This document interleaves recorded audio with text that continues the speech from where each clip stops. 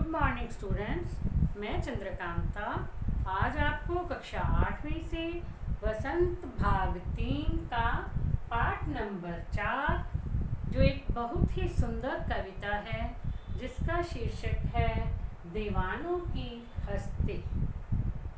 उस कविता के कवि का नाम है भगवती चरण वर्मा जी। तो कविता को पढ़ने से पहले हम कवि का जीवन परिचय जान लेते हैं।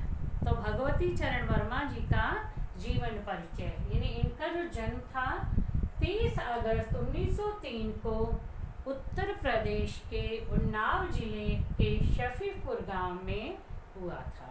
अब देखो इनका जन्म कब हुआ था? 30 अगस्त 1903 को। कहाँ हुआ था? उत्तर प्रदेश में उन्नाव जिले के शफीपुर गांव में हुआ था। अब इनकी मृत्यु 5 अक्टूबर 1981 में हुई थी।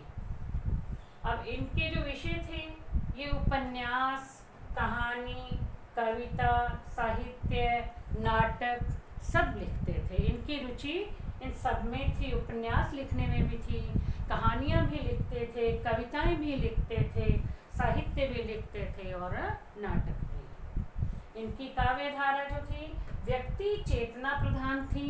इसे हालावाद भी कहते हैं। व्यक्ति चेतना प्रधान यानी व्यक्तियों में उनकी चेतना को जगाना यानी उनमें अच्छे गुणों को भरना ताकि लोगों में अच्छे गुण विकसित हो सके और सब खुश रह सकें।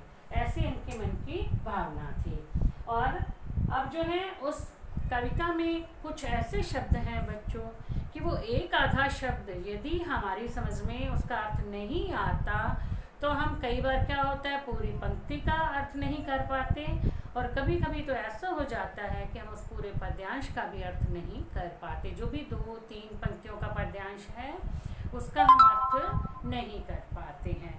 तो अब पहला है शब्दार्थ। इसमें सबसे पहले दिए दीवानों की हस्ती। दीवाना में क्या होता है? मस्त मौला, हमेशा खुश रहने वाला, प्रसन्न चित्त, जो खुद भी खुश रहता है और दूसरे लोगों में भी हमेशा खुशियाँ बांटता रहता है। फिर इसका आगे शब्दार्थ है हस्ती। हस्ती माने होता है स्वभाव यानी किसी व्यक्ति का स्वभाव कैसा है, उसकी तो बात ही कुछ और है, हम कह देते हैं ना। तो इसी तरह से दीवानों की हस्ती, कवि ने भी ये कहा है कि हम मस्त मौला लोगों की तो बात ही कुछ और है, हमारा तो स्वभाव ही अलग तरह का होता है यानी हम अलग तरह की जिंदगी जीते हैं। फिर अगला आ जाता है आलम। आलम मैंने होता है माहौल। कहते कि हम जहाँ भी जाते हैं हम उस माहौल को खुशियों से भर देते हैं। चाहे वहाँ पे कैसा भी माहौल हो हम वहाँ पे खुशियाँ ही खुशियाँ भर देते हैं। उल्लास, उल्लास का अर्थ है खुशियाँ। फिर है छक्कर। छक्कर मतलब मन भर कर। कहते हैं चाहे खुशियाँ हो, सुख हो या दुख हो या हंसी हो, कुछ भी हो, हम तो सब जो है मन भर कर के पीते हैं यानी सबको भरे मन से ग्रहण करते हैं। फिर भीख मंगो। भीख मंगो बच्चों वैसे तो होता है ना भीख मंगो, भीख मांगने वाला जो भिखारी होता है उसको कहा जाता है भीख मंगो। लेकिन यहाँ पर कवि ने इस कविता में भीख मंगो शब्द का प्रयोग जो है वो छोटे दिल वाले व्यक्ति के लिए किया है यानी जिनका हृदय बहुत कमजोर होता है, छोटा होता है, जिसमें अपने और पराये की भावना भरी रहती है, जो अपने मन से ये बात नहीं निकाल सके कि ये मेरा है या ये तुम्हारा है, हमेशा अपने मन में इस बात को रखते हैं। तो उनके लिए भीख मंगो शब्द का प्रयोग किया है। फिर आगे है उर। उर मैंने होता है हृदय। अब इसमें कवि कहते हैं ना कि मैं जो है मेरा काम है लोगों को खुश करना और लोगों में खुशियाँ बांटने के लिए मैं कभी एक जगह पर नहीं रुकता, मैं कभी कहीं तो कभी कहीं, मतलब आगे बढ़ता जाता हूँ। मेरा लक्ष्य है लोगों में खुशियाँ बांटना और उस लक्ष्य को प्राप्त करने के लिए मुझे पूरे संसार में घूमना है यानी एक ही जगह पर नहीं रुकना है बल्कि सब लोगों में खुशियाँ बांटनी है।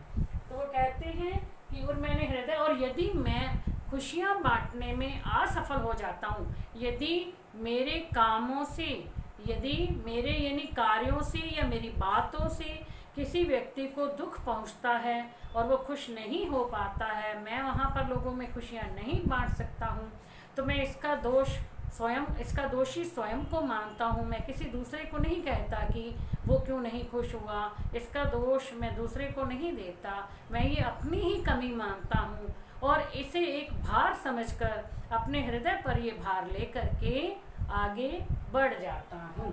फिर आगे है आबाद।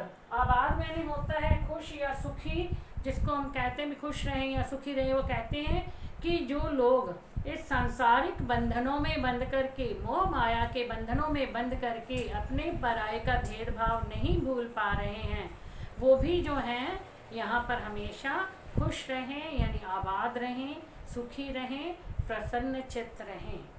फिर है बंधन। बंधन होता है परतंत्रता या गुलामी, जब हम कहते हैं ना।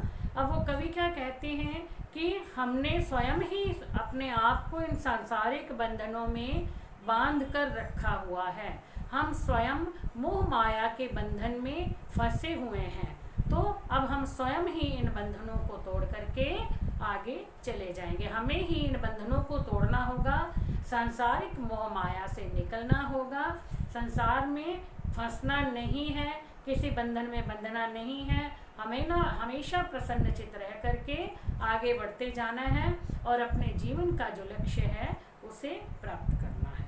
तो बच्चों, आपको इन शब्दों के अर्थ समझ में आ गए होंगे और ये भगवती चरण वर्मा जी का थोड़ा सा जो जीवन परिचय मैंने बताया है, आप इसे भी ध्यान में रखना। तो आज के लिए इतना ही। आगे मैं आपको कविता का सरलार्थ नेक्स्ट वीडियो में समझाऊंगी, यानी इसका क्या भाव है, कविता का क्या भावार्थ है, वो मैं आपको अगले वीडियो में समझाऊंगी। Thank you.